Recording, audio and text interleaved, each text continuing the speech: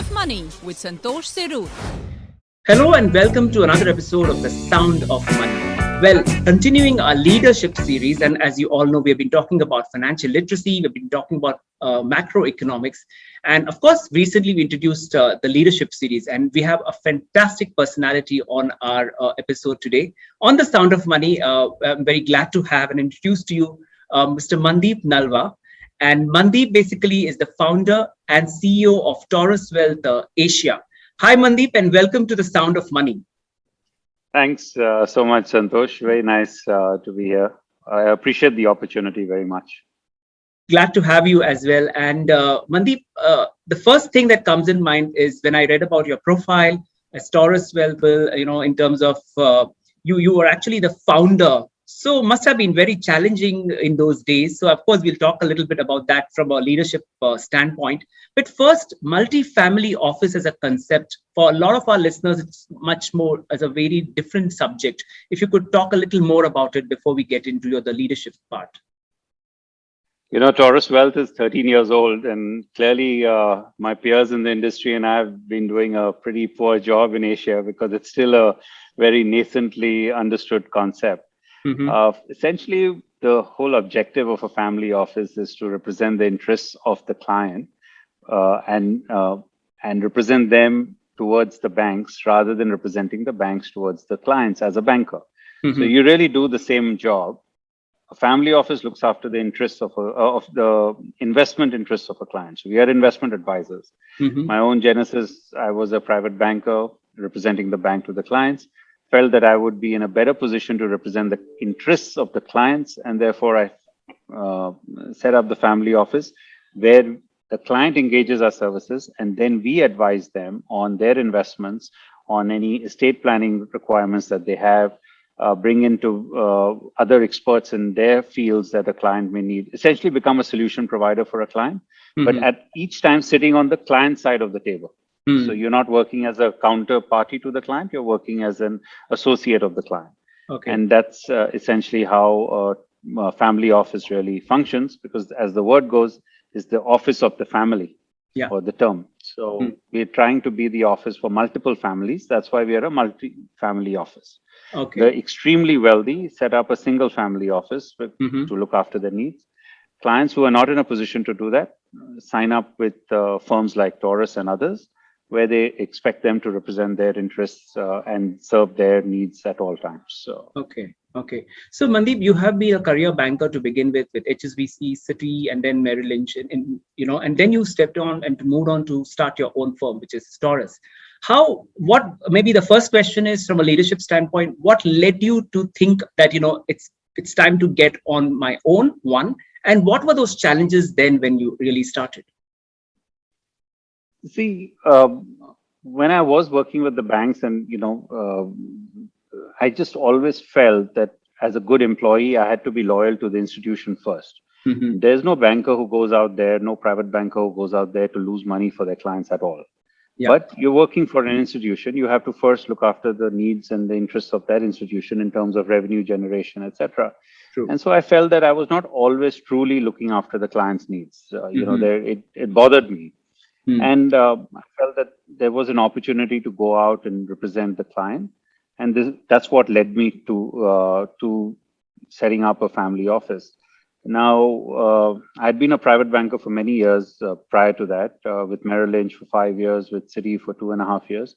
And during that period, as I felt that this conflict of interest was a bit too much for me to handle, that's what led me to it. And it came to a crescendo in 2007 and 8 during the global financial crisis, where, in the rush to generate revenues, there was not enough downside protection in portfolios. Investment advice was short-term in nature, and it came home to roost. That's the reason why I decided to set up a multifamily office for my clients. Okay. And what kind of challenges are there when you set it up? And from a leadership, it's moving into an entrepreneurial mindset. You're ready for it, yes, but then sometimes the grass looks much greener there, right? And when you're actually on the ground, it's a very different world out there. I think any and every entrepreneur will identify with the challenges because they're common across industries and fields.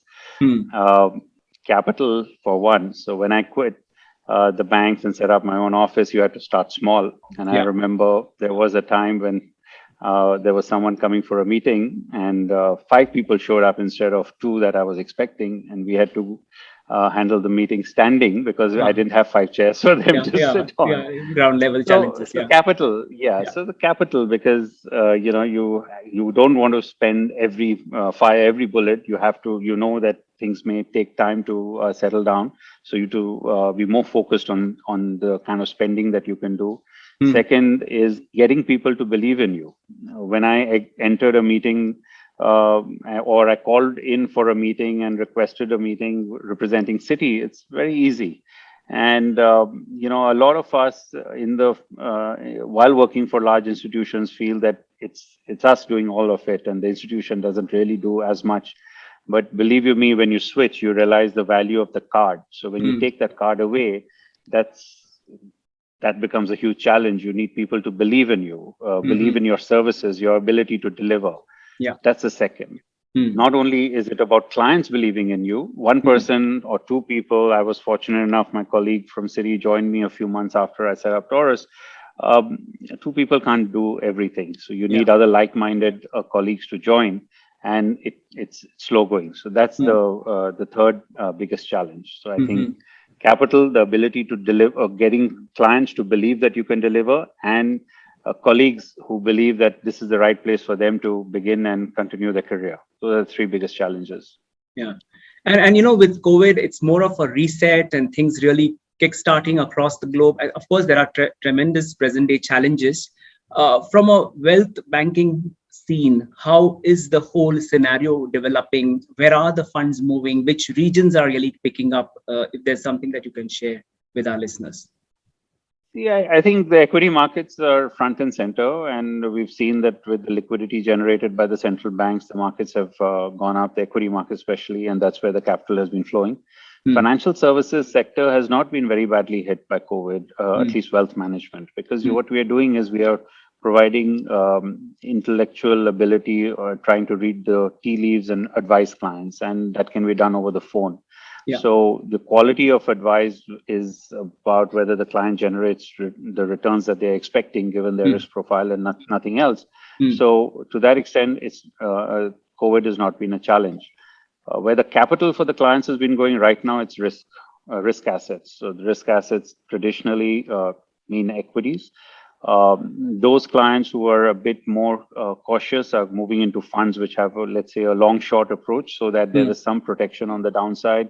A good fund manager will be able to protect the clients' portfolios if the market pulls down. The third thing we've seen is there's that innovation from Silicon Valley, from India, from China, Israel is very, very strong. So given the reasonable approach towards risk in the markets right now, a lot of people, a lot of clients are looking at investing in emerging companies, even unlisted ones, to participate in their ride up as they become unicorns or bigger. So that's why we've seen a lot of capital has exited the fixed income market, the traditional fixed income market, because yields are quite low. And I would imagine that once there is some sort of correction there, yields move up, prices come down, then capital will flow back over there. So it's really equities, a bit of structured products, just a little bit, and mostly funds, global macro, long short equity funds, etc. That's where we're seeing the capital go. I wanted your view on the Indian stock markets. I know Taurus has no presence currently in Indian stock market. I mean, India as such, the landscape, but the stock markets are booming, IPOs all over, private equity we talked about. Where do you see this going? How positive are you? I think India, like in any other market, is driven by global cues. So long as you see the international markets, primarily the US and to some extent Europe doing well, I think there will be a focus towards risk on, and therefore markets in India will continue to do well. I don't think the fundamentals in most markets justify, and I'm not just talking about India here, in most markets justify the level of valuations that we are seeing. Having said that, we are still in COVID. We are seeing the benefits of liquidity that has driven up the markets. We will then hopefully sooner, not later, start seeing the benefits of an opening global economy that should drive up markets. So in the near term, not very worried. And I think in Indian stock market's case also, the market will probably remain supported and appreciate. The big risk, policy decisions around inflation management. So if inflation becomes an issue, then I think markets will take a breather and they should come back down. But in the face of 6-7% GDP growth in the US and in other economies, it's difficult to expect a market to come down because the news is going to be very positive every other day. Okay, unless are you having concerns on the geopolitical issues in terms of the happenings in Afghanistan, or do you think these could be showstoppers somewhere or blips? I don't think Afghanistan has an issue from a global perspective. It's definitely heartrending to see what is happening there. If that translates into some political difficulties for the current administration in the US, maybe that dictates some of the steps that they take. But beyond that, no, the standard geopolitical issues between China and the US will likely continue. But they both are large, mature economies that need each other, and they will always find a way to function together also. So I don't think global geopolitics is a major risk to the global markets right now. As I mentioned earlier, I see inflation as the biggest risk to markets. New variant which can't be controlled, that could be a huge risk to the market. But that's about it. Don't see anything else in the near term. Okay, with COVID, of course, came digital, and something which everybody got used to. So what's your view on the digital front? I think there's only one way. You have to join it, or you can get extinct. It doesn't matter which business you're in. It's going to be a long time before it replaces the nuances of most businesses. Let's take wealth management, right? You have a lot of robo-advisors providing different sorts of facilities and services to investors. At the moment, the advice may not be efficient. It may not match what a family office or a private bank or a retail bank can provide their customers. But it's a question of time. Machine learning and other forms of getting more accurate information will develop. In the meantime, what digital allows these firms is they allow them a reach that is unbelievable. We've some of our clients invested in a insurtech firm in Canada, for example, and the number of policies that an insurance agent on that firm using the technology platform of reaching out to customers is a factor of 12. So it's a 2-year-old startup, and the insurance agents are selling 12 times more policies than the regular insurance agent in a mature market like Canada. So you either join them or you shut shop. So you have to focus on bringing a digital solution towards, I think, every kind of business, and that's here to stay. It's not only the big tech that we need to be focused on. It's any service. There's a definitely better way of reaching out to customers, a better way of providing the solution, and that's through technology, through digitalization. Okay. One last question before we leave. What's next for Taurus Asia? Yeah, well, Taurus, we have an office in Zurich. We have a large team in Dubai that we engaged.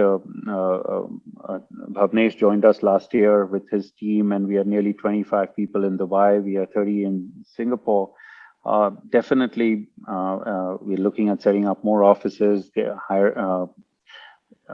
partnering with more like-minded colleagues to grow the footprint in various, in Europe, more in Asia, also in different countries, and probably even in Africa. So we want to grow our business, and we are fortunate enough that we have a team that is very focused on the clients, doing a great job. So hopefully we are able to do that. Okay. Mandeep Nalwa, founder, CEO of Taurus Wealth Asia. Thank you so much for joining us on The Sound of Money. Thank you. Thank you very much for having me, Santosh.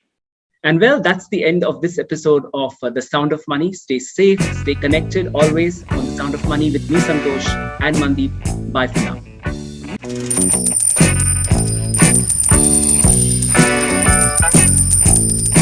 Sound of Money with Santosh Sirur.